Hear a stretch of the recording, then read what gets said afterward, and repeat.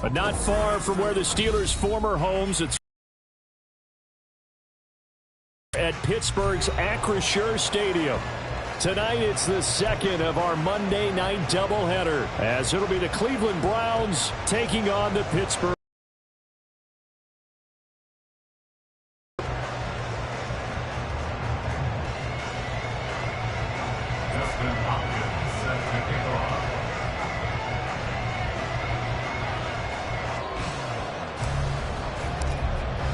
The second of two games tonight. It's the Browns and Steelers underway to wrap up week 2. And they're going to mark that where it went out of bounds. So really good starting field position up past the 40-yard line.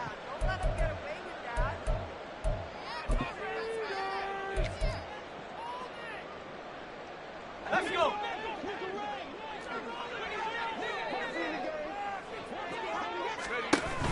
A run with Harris out of the shotgun. And the result here, a pickup of 8. Leaves them with 2 to go on second down. He was solid last week, over 100 yards in their victory on the ground. They want to get that going again. Absolutely. What they also understand is that from week to week, it's not necessarily the same, but they want it to be, right? What they saw last week on the ground, they want to see in this game as well. Back to throw, Pickett. Got his man, it's Warren. A gain of 5, good enough for the first down. The Steelers at 1-0 on the year following the win in week 1. And they've gotten a pretty good deal from the schedule makers as well. Home dates in weeks 1 and 2. And I would believe that they would need to take advantage of that, partner, because as you can imagine, the road dates will pile up later this season. So this is a great opportunity for them to put some early distance on the rest of the division and create a little bit of a cushion for them for later in the year. They'll lose a yard there, and it's 2nd and 11. You look at this Browns defense.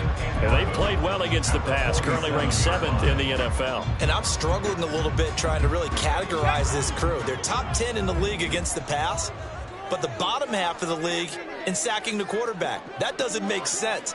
Imagine if this group ever put pressure on the QB, they'd easily move into the top 5. Pickett's throw held in by Washington. That'll leave them with a 3rd and 2 coming up. They got 8 yards there. Ran a perfect defense in this situation would have meant that there was an incompletion. They would have picked it off. Okay, so they gave up the completion. But I really enjoyed watching how the defense stayed in sync, stayed in great communication, and as he dragged across each zone, you see him Harris, and he won't be close to a first down as he runs into a wall right around the line of scrimmage. No gain there on the play, and that's going to leave him with a 4th down. Here we go, here we go.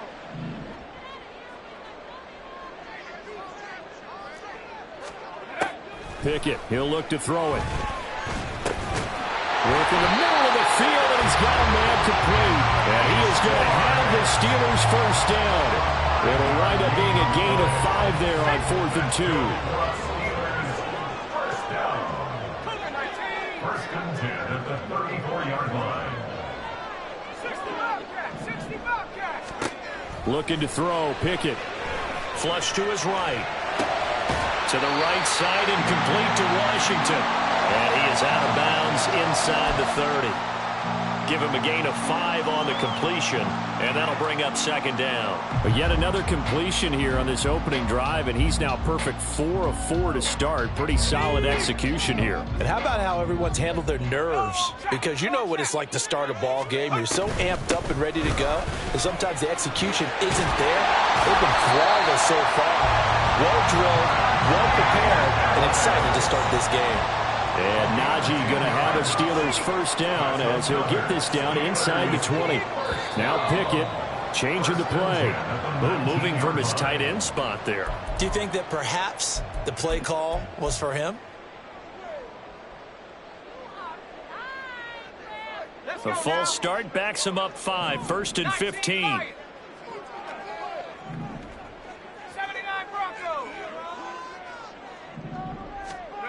From the gun, here's Pickett. Got an open man, it's Schwartz. They get 14 yards, but not enough for the first down due to the previous penalty.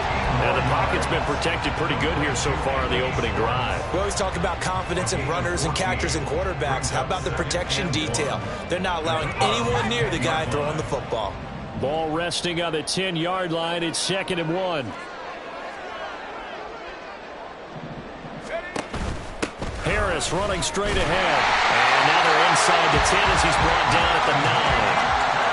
Only gets a yard, but it's enough to set him up 1st and goal. And that's why you see a lot of teams that like to play 4-3 defense, especially against teams that run the ball really well.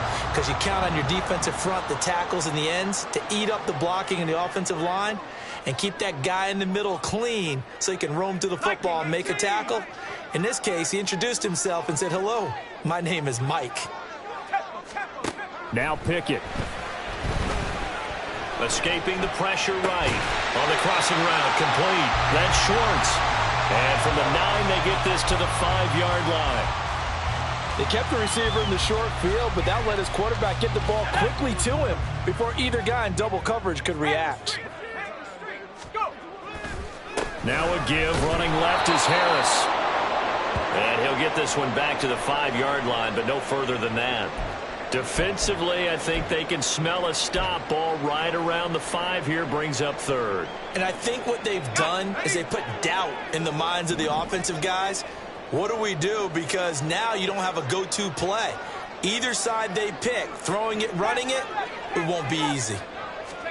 Pickett now, 3rd and goal. Flushed out right. And he's got it. A terrific job there to keep him out of the end zone. And now it'll be 4th and goal. Well, we hear so often how tackling has become almost a lost art in the NFL game.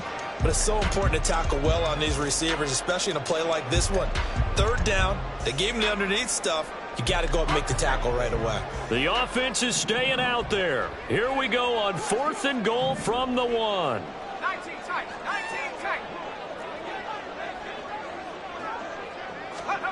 Pickett back to throw. Oh, he tried to fit it in on the slant, and it's intercepted. Picked off by Martin Emerson.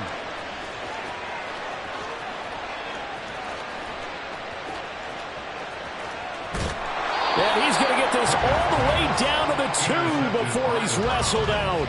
Well, Charles certainly circled that play. We might have to revisit it later. They had 3 in their back pocket. They go for it on 4th and goal and throw the pick. Well, you know we're still in the first half. And he takes this one in for a Brown score. Nick Chubb, his 2nd rushing touchdown on the year. And the Browns take the early turnover and convert it into an opening touchdown. For as good as Nick Chubb is in the open field, he's every bit as good when they line him up down near the goal line. He's a speed back between the 20s, but a power back down close, and he forces his way into the end zone.